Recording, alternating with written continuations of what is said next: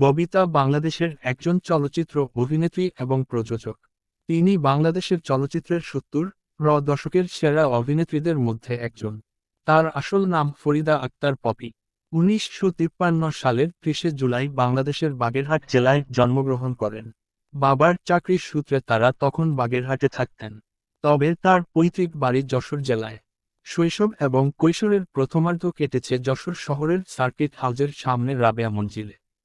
পড়াশোনা করেছেন যশোর দাউদ পাবলিক বিদ্যালয়ে। বর্বন কোহিনুর আক্তার চাটনির সুচন্দা চলচ্চিত্রে প্রবেশের সূত্রে পরিবারসহ চলে আসেন ঢাকায়। গেন্ডারিয়ার বাড়িতে শুরু হয় কৈশোরের অবশিষ্টাংশ। এখানে তিনি মনিজার রহমান বালিকা উচ্চ বিদ্যালয়ে পড়াশোনা করেন। চলচ্চিত্রে অত্যন্ত ব্যস্ত হয়ে পড়ায় প্রাতিষ্ঠানিক সার্টিফিকেট অর্জন না করলেও ববিতা ব্যক্তিগতভাবে নিজেকে শিক্ষিত করে তোলেন। দক্ষতা অর্জন করেন ইংরেজিসহ কয়েকটি বিদেশি ভাষায়। নিজেকে পরিমার্জিত করে তোলেন একজন আদর্শ শিল্পীর মাত্রায়। তার চলচ্চিত্র কর্মজীবনে আসার পেছনে বর্বন সুচন্দার অনুপ্রেরণা রয়েছে। বর্বন সুচন্দা অভিনীত জহির রায়হানের সংসার চলচ্চিত্রের শিশুশিল্পী হিসেবে ববিতার আত্মপ্রকাশ ঘটে ১৯৬৮ সালে। তিনি আবদুল্লাহ আল মামুনের কলম নামের একটি টেলিভিশন নাটকে অভিনয় করেছিলেন সে সময়।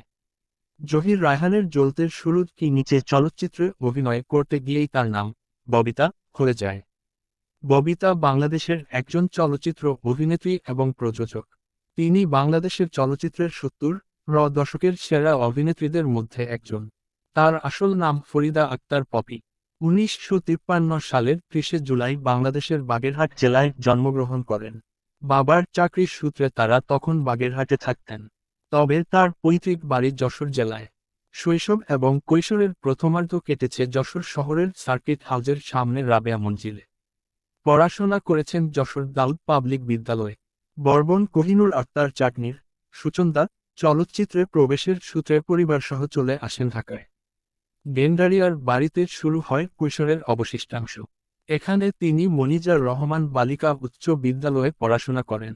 চলচ্চিত্রে অত্যন্ত ব্যস্ত হয়ে পড়ায় প্রাতিষ্ঠানিক সার্টিফিকেট অর্জন না করলেও ববিতা ব্যক্তিগতভাবে নিজেকে শিক্ষিত করে তোলেন। দক্ষতা অর্জন করেন ইংরেজিসহ কয়েকটি বিদেশি ভাষায়। নিজেকে পরিমার্জিত করে তোলেন একজন আদর্শ শিল্পীর মাত্রায়। তার চলচ্চিত্র কর্মজীবনে আসার পেছনে বর্বন সুচন্দার অনুপ্রেরণা রয়েছে। বর্বন সুচন্দা অভিনীত জহির রায়হানের সংসার চলচ্চিত্রের শিশুশিল্পী হিসেবে ববিতার আত্মপ্রকাশ ঘটে ১৯৬৮ সালে। তিনি আবদুল্লাহ আল মামুনের কলম নামের একটি টেলিভিশন নাটকে অভিনয় করেছিলেন সে সময়। জহির রায়হানের জ্বলতের শুরুর কি নিচে চলচ্চিত্রে অভিনয় করতে গিয়েই তার নাম ববিতা হয়ে যায়। ববিতার চলচ্চিত্র কর্মজীবনের সবচেয়ে উল্লেখযোগ্য চলচ্চিত্র বিভূতিভূষণ বন্দ্যোপাধ্যায়ের একই নামের একটি অসমাপ্ত উপন্যাস অবলম্বনে নির্মিত সত্যজিৎ রায় পরিচালিত অশনি সংকেত। এছাড়াও তার উল্লেখযোগ্য আরও সিনেমা হল টাকা আনা পাই, স্বরলিপি, বাদী থেকে বেগম, লাঠিয়াল, সূর্যগ্রহণ, নয়নমণি, গোলাপি এখন ট্রেনে, গোলাপি এখন ঢাকায়, কি যে করি, এক মুঠো ভাত, অনন্ত প্রেম, বসুন্ধরা, পোকামাকড়ের ঘোর বসতি, স্বপ্নের পৃথিবী, মায়ের অধিকার, জীবন সংসার, দীপু নাম্বার 2, প্রাণের চেয়ে প্রিয়, এখনো অনেক রাত, ম্যাডাম ফুলি, হাসন রাজা, ৪০৩-এর ঘর ইত্যাদি।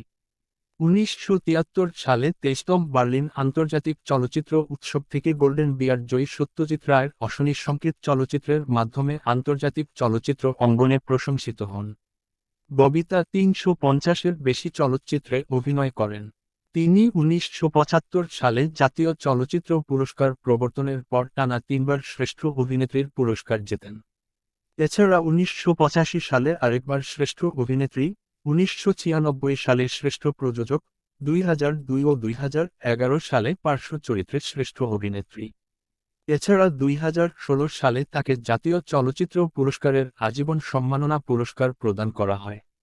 এছাড়াও পেয়েছেন বাচসাস পুরস্কার, জহির রায়হান পদক, Bengal film journalist association award, Bangladesh চলচ্চিত্র পরিচালক সমিতি, দ্য ডেইলি স্টার জীবনের জয়গান, মেরিল প্রথম আলো পুরস্কার, টেলিসিনে অ্যাওয়ার্ডস।